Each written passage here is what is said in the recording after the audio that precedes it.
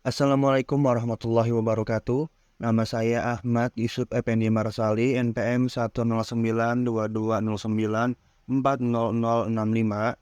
Sekarang saya akan mengerjakan tugas bahasa pemrograman 3, yaitu pemrograman berbasis web, yaitu memberi contoh untuk perulangan dan juga percabangan.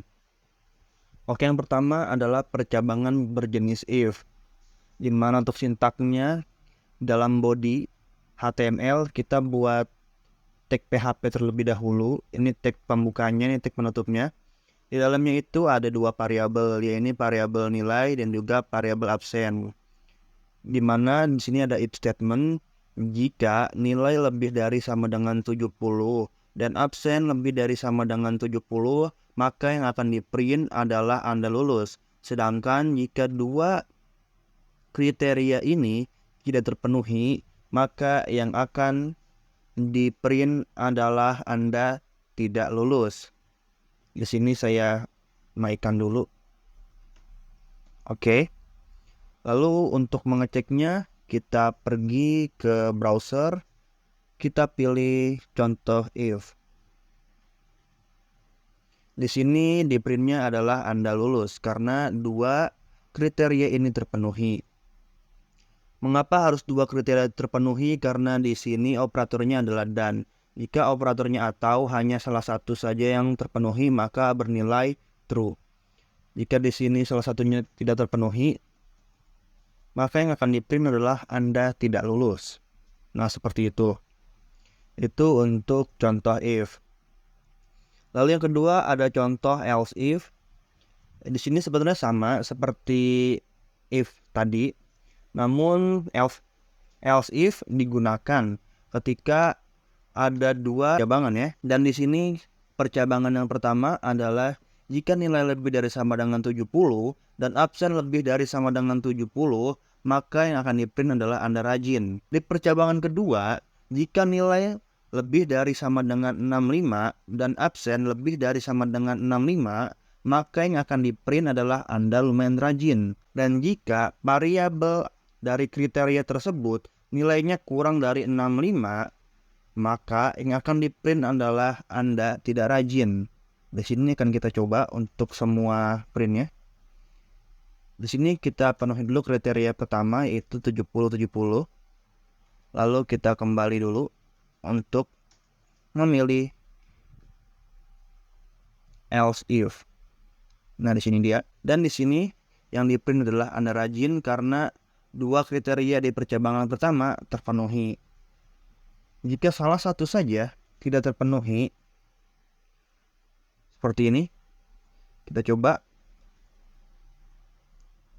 Nah, maka yang akan di-print adalah Anda lumayan rajin. Karena apa? Karena di sini lebih dari sama dengan 65 untuk absennya. Jadi masih masuk untuk kriteria. Sedangkan untuk nilainya lebih dari sama dengan 65. Di percabangan pertama gak masuk, sedangkan di percabangan kedua masuk. Dan jika kedua percabangan itu tidak terpenuhi oleh nilai dalam sebuah variabel, contohnya di sini 60 dan di sini juga 60, maka yang akan di-print adalah Anda tidak rajin. Ini adalah contoh dari switch case. Yang pertama, sintaknya itu kita mendeklarasikan dulu sebuah variabel. Di sini variabelnya adalah nilai dengan isinya yaitu A. Lalu kita tuliskan method switch, lalu di dalamnya kita input variabel nilai. Lalu kita buka kurung dulu. Lalu kita masukkan case pertama. Di sini case pertamanya itu adalah A. Maka yang akan di-print adalah nilaimu bagus. Jika case-nya itu B atau C, maka yang akan di-print adalah nilaimu lumayan. Dan jika nilainya tidak ada dalam semua case ini, maka yang akan di-print adalah tingkatkan prestasimu. Sini kita save dulu. Lalu di sini kalau nilainya A, maka yang akan keluar adalah nilaimu bagus. Kalau B, yang akan di-print adalah nilaimu lumayan. Begitu pula dengan C, tidak akan ada perubahan. Nah, lalu untuk D, kita save, kita reload lagi, maka yang akan keluar adalah tulisan tingkatkan prestasimu. Untuk sintaknya bisa seperti ini, atau kurung kurawal bisa kita ganti dengan titik 2, dan juga kurung kelawar tutupnya bisa kita ganti dengan and switch. Nah, itu sama saja ya, sintaknya seperti itu. Nah, ini adalah sintak untuk perulangan for, di mana kita letakkannya sama seperti tadi di dalam tag body dan di dalam tag PHP ini. Lalu kita deklarasikan for jika variabel loop bernilai 1. Ini disebut dengan init statement yang hanya dibaca satu kali saja. Lalu ini adalah pengkondisian. Jika, atau kita baca jangan jika, tapi variabel loop nilainya kurang dari sama dengan 10. Ini disebut dengan pengkondisian. Lalu yang terakhir ini namanya post statement. Variabel loop bernilai increment atau ditambah satu per satu. Lalu akan di print perulangan ke berapa, lalu ditambah dengan perulangan ini 1 sampai 10 nanti, dan BR ini adalah untuk break line. Jadi setiap habis perulangan dia akan enter ke bawah dan hasilnya akan jadi seperti ini. Nah, perulangan pertama atau perulangan ke-1 maka akan di enter ke bawah, begitu terus sampai pengkondisiannya tidak terpenuhi lagi. Nah, lalu yang kelima ada contoh dari while.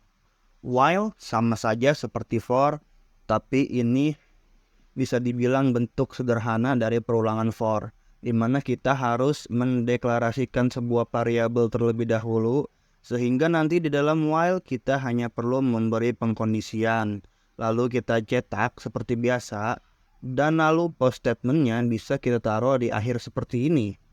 Dan jika kita running, maka hasilnya akan jadi seperti ini, sama seperti dengan for, hanya beda di sintaknya saja. Lalu yang keenam ada yang namanya do while. Do while ini sama seperti while, tapi dia akan melakukan pengecekan pada kondisi di akhir. Jadi dia menjalankan kode terlebih dahulu. Jadi walaupun nilai pertamanya tidak memenuhi kriteria, dia akan tetap mencetaknya. Contohnya di sini variabel data sama dengan 100. Lalu kita langsung mencetaknya. Setelah itu kita berikan variabel data yang diinkrementkan atau ditambah satu per satu. Tapi di sini while-nya data kurang dari sama dengan 10. Harusnya jika di perulangan for atau while maka tidak akan dicetak perulangan tersebut. Tetapi jika di perulangan do while maka akan tetap dicetak, tapi hanya dicetak pertama kalinya saja. Seperti ini. Jika perulangan pertamanya tidak memenuhi kriteria, maka perulangan selanjutnya tidak akan dilanjutkan lagi.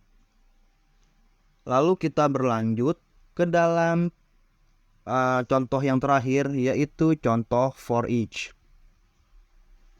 Nah, for each sendiri sama seperti for, tapi fungsinya lebih untuk menampilkan data atau nilai yang ada dalam sebuah array. Jadi nggak perlu yang namanya pengkondisian. Di sini sintaknya itu pertama kita deklarasi variabel terlebih dahulu. Lalu dalam variabel tersebut ada 3 buah array, yaitu merah, kuning, dan hijau yang tersimpan dalam variabel warna. Lalu kita lakukan for each di sini. Di dalam kurung ini kita panggil variabel warna dan kita simpan sebagai variabel lampu. Lalu kita print variabel lampu. Lalu kita cetak dengan memberikan break line supaya tiap hasil cetakannya itu menjauh ke bawah atau ada enternya gitu. Nah, ini untuk hasil dari for each. Mungkin sekian tugas saya kali ini. Kurang lebihnya mohon maaf. Wassalamualaikum warahmatullahi wabarakatuh.